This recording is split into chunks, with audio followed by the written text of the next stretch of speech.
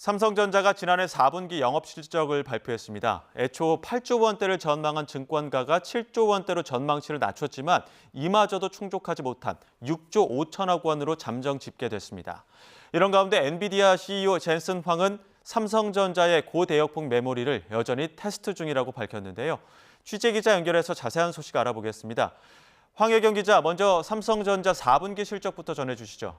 네, 삼성전자가 오늘 오전 금융감독원 전자공시 시스템을 통해 지난해 4분기 잠정 실적을 공시했는데요.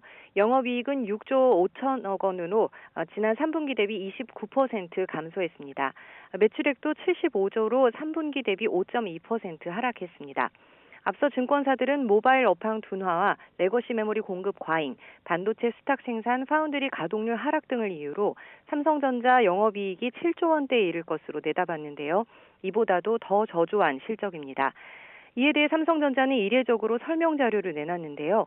먼저 메모리 사업은 기존 레거시 메모리 제품의 수요 약세 속에서 고용량 제품 판매 확대로 역대 최대 매출을 달성했지만 연구개발비가 늘고 생산 능력 확대를 위한 초기 비용이 증가해 결과적으로 실적 감소로 나타났다는 설명입니다.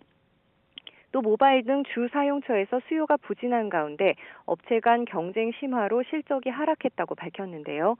마케팅 비용 증가라든지 신제품 출시를 앞둔 비수기 등도 영향을 미친 것으로 삼성전자 측은 분석하고 있습니다.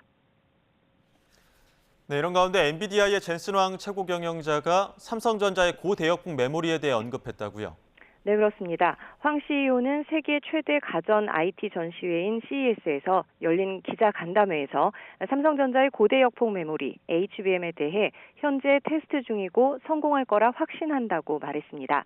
마치 화요일 다음 날이 수요일이라고 확신할 수 있는 것처럼 삼성의 성공을 확신한다라는 말도 덧붙였는데요. 테스트 기간이 왜 이렇게 오래 걸리느냐는 질문에는 한국은 서둘러서 하려고 하지만 이 정도는 오래 걸리는 건 아니라는 설명입니다. 그러면서 삼성은 새로운 설계를 해야 하고 할 수 있다면서 매우 빠르게 일하고 있고 헌신적이라고 강조했습니다. HBM은 여러 개의 D램을 수직으로 연결해 기존 D램보다 데이터 처리 속도를 끌어올린 고부가 고성능 제품인데요.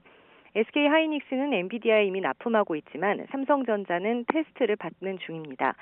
앞서 황 CEO는 지난해 3월 엔비디아 연례 개발자 회의에서도 삼성전자의 HBM을 테스트 중이라고 했는데 10달 넘게 여전히 테스트 중인 셈입니다. 다만 이 같은 소식에도 불구하고 삼성전자의 주가는 외국인 매수세가 유입되면서 급등하고 있습니다.